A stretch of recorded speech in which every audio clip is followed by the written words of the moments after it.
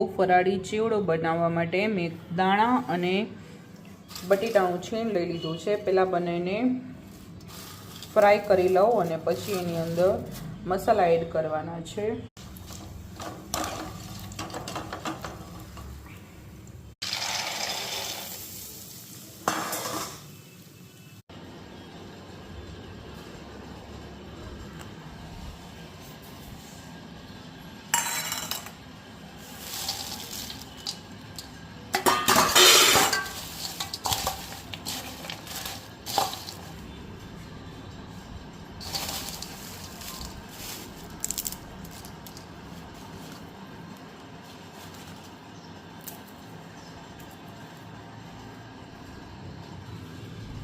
બધા મસાલા એડ થઈ ગયા છે અને લાસ્ટમાં 2 ટેબલસ્પૂન જેટલી સાકર દળીને નાખવાની છે।